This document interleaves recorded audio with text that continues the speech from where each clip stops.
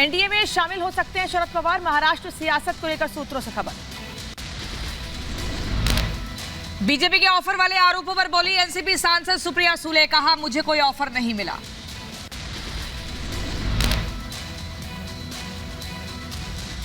क्या है, मैं आपको सीधा जवाब ही दूंगी, मुझे किसी ने कोई ऑफर नहीं दिया है। शरद पवार ने बुलाई पुणे में अहम बैठक, 20 अगस्त को समर्थक नेताओं के साथ करेंगे मुलाकात। महाराष्ट्र सियासत में फिर हलचल तेज, मुंबई कांग्रेस की हुई बैठक में अशोक चौहान, नाना पटोले, सुशील कुमार शिंदे शामिल हुए। बदल गया नेहरू मेमोरियल म्यूजियम का नाम, अब कहलाएगा पीएम संग्रहालय, जून में किया गया था नाम बदलने का फैसला। कांग्रेस नेता प्रमोद तिवारी ने नाम बदलने पर सरकार पर हमला बोला और कहा कि यह सरकार का कलंकपूर्ण अध्याय है।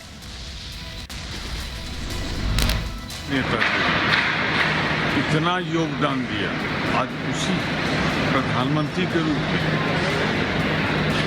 जिसने इस देश को आज़ादी दिलाई, उस पंडित जवाहरलाल नेहरू का नाम बदलना एक कलंकपूर्ण अध्याय है नरेंद्र मोदी सरकार का।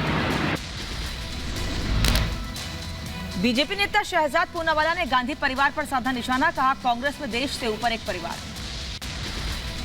ये मानसिकता को दर्शाता है कि हम ही देश है, हमारा परिवार ही देश है, इंदिरा ही इंडिया है, नेहरू ही इंडिया है। इस प्रकार की मानसिकता जब होती है तो परिवार को पीपल के ऊपर, देश के ऊपर रखा जाता है।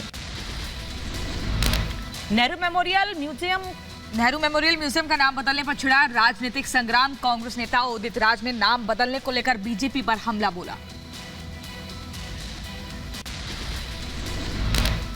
चूंकि हुकूमत है बीजेपी की तो जो भी चाहे वो कर दे, लेकिन जब हमारी सरकार आएगी तो हम इस नाम को फिर से वापस वही नाम रखेंगे।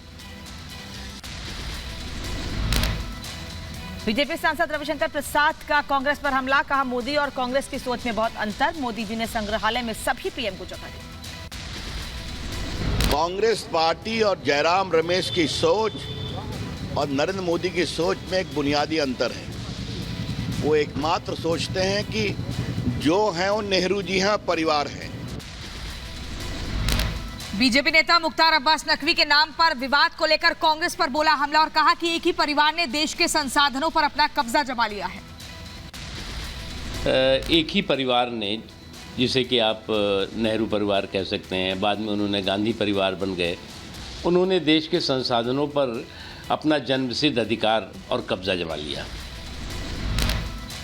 दिग्विजय सिंह के हिंदुत्व वाले बयान पर सियासी संग्राम, सीएम शिवराज सिंह चौहान का बयान, दिग्विजय सिंह और कमलनाथ को ना हिंदुत्व और ना देश और ना ही समाज से कोई लेना देना। इनको ना तो हिंदुत्व से लेना देना है, ना देश से लेना देना है, ना समाज से लेना देना है। देखो ये तो वोटों की फसल काटने के लिए जब जो ठीक समझते हैं वो कहते रहते हैं, इनको किसी से लेना देना नहीं। सर, ये ईवीएम को लेकर फिर से सवाल उठा रहे हैं। मऊ में उपचुनाव का प्रचार करने पहुंचे बीजेपी सांसद दिनेश लाल यादव निरूहा, कहा 2024 लोकसभा चुनाव में फिर से नरेंद्र मोदी बनेंगे प्रधानमंत्री।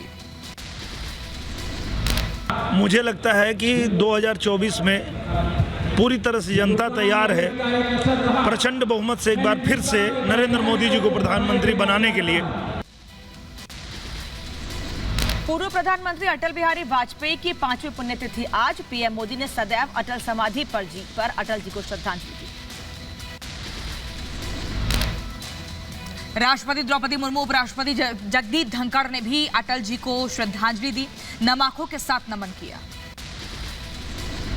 गृहमंत्री अमित शाह, रक्षा मंत्री राजनाथ सिंह और लोकसभा स्पीकर ओम बिरला ने भी अटल जी को नमन किया, सदैव अटल पर दी श्रद्धांजलि। अटल जी को याद करते हुए सुशील मोदी का नीतीश पर हमला, कहा नीतीश आज जो कुछ भी है उसमें अटल जी और बीजेपी का सबसे बड़ा योगदान। अटल जी अजात शत्रु कहे जाते थे, आज नीतीश कुमार जो भी कुछ है उसमें भारतीय जनता पार्टी और अटल बिहारी वाजपेयी का सबसे बड़ा योगदान है। अटल बिहारी वाजपेयी को सीएम योगी आदित्यनाथ ने श्रद्धांजलि अर्पित की, राजधानी लखनऊ में पूर्व पीएम को फूल चढ़ाकर नमन किया। उत्तराखंड के श्रीनगर में पलक झपकते झील में समाया पेड़ और मंदिर 100 साल पुराना बताया जा रहा है पेड़। उत्तराखंड के रुद्रप्रयाग में मधमहेश्वर घाटी का टूटा पुल, एसडीआरएफ ने 52 लोगों को सुरक्षित बचाया। ऋषिकेश में बढ़ा गंगा का जलस्तर, परमार्थ निकेतन आश्रम में घुसा गंगा नदी का पानी। ऋषिकेश में उफान पर गंगा नदी, पहाड़ों पर भारी बारिश से बढ़ा जलस्तर, आसपास के इलाकों में भरा पानी। ऋषिकेश में आज भी बारिश को लेकर ऑरेंज अलर्ट, निचले इलाकों के साथ ही वीवीआईपी इलाकों में भी पानी घुसा। हिमाचल में बाढ़ से 10,000 करोड़ का नुकसान, राज्य के मुख्यमंत्री का बयान। बाढ़ में फंसे लोगों का रेस्क्यू जारी, कांगड़ा में बचाए गए 650 से ज्यादा लोग। नुकसान का आंकड़ा 10,000 करोड़ के करीब है। एक साल, हाँ, मुख्यमंत्री जी का मैं धन्यवाद है, इसलिए एक साल लगेगा हमें इंफ्रास्ट्रक्चर डेवलप करने में और 10,000 करोड़ रुपए का नुकसान लगेगा। धन्यवाद। हिमाचल प्रदेश में रेस्क्यू ऑपरेशन में जुटे सेना के जवान, बाढ़ प्रभावित इलाकों में वायुसेना के हेलीकॉप्टर से रेस्क्यू। हिमाचल के कांगड़ा में व्यास नदी उफान पर, पुल पर भरा पानी, सेना ने रस्सी की मदद से लोगों को रेस्क्यू किया। शिमला में लैंडस्लाइड के बाद समर हिल में जारी है रेस्क्यू ऑपरेशन, मलबे में अब तक 13 शव बरामद, लापता लोगों की तलाश के लिए मशीनों की मदद ली जा रही। जैसा कि आपको मालूम ही है कि कल 12 डेड बॉडीज कल तक मिल चुकी थी, आज एक और अभी जस्ट मिला है, तो कुल इस तरह से मिला के 13 डेड बॉडीज हमने यहाँ से रिट्रीव कर लिया है। हिमाचल प्रदेश के शिमला में हुआ लैंडस्लाइड, ताश के पत्तों की तरह ढह गया मकान, लोगों में दहशत का माहौल। शिमला में रेस्क्यू ऑपरेशन में इंडियन एयरफोर्स की टीम जुटी, चीनूक हेलीकॉप्टर 3 टन सामान और 18 जवानों को लेकर रवाना हुआ। कांगड़ा के निचले इलाकों से 800 से ज्यादा लोगों का किया गया रेस्क्यू, हेलीकॉप्टर की मदद से लोगों को निकाला गया। उत्तराखंड के मधमहेश्वर धाम में फंसे लोग, हेलीकॉप्टर से लोगों का रेस्क्यू जारी, अब तक 20 से 22 लोगों को बचाया गया।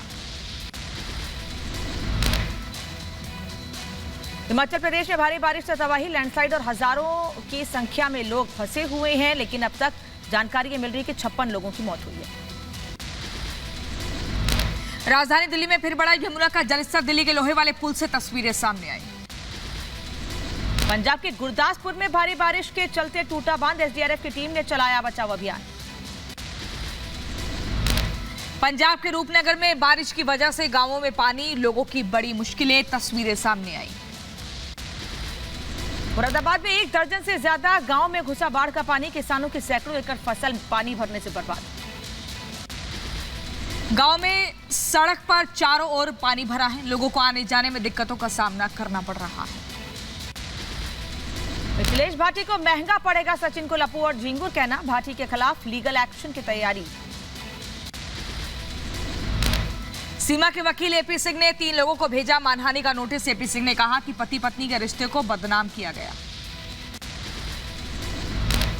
संबंधों को खराब करने की एक साजिश, एक षड्यंत्र है और तमाम उन पुरुषों, उन पतियों का अपमान है जो अपनी पत्नी से शरीर में हल्के हैं। नो हिंसा मामले में अब तक 60 एफआईआर दर्ज, 242 लोग गिरफ्तार। अफवाह फैलाने के मामले में 11 लोगों पर एफआईआर और 1 गिरफ्तार। यूपी के सहारनपुर में अस्पताल से बच्चा चोरी, परिजनों ने अस्पताल कर्मचारी पर आरोप लगाते हुए हंगामा किया। बदायूं में दिल दहला देने वाली घटना, आपसी विवाद के बाद शख्स ने पत्नी और बच्ची की कुल्हाड़ी से हत्या की, पुलिस ने आरोपी को गिरफ्तार किया।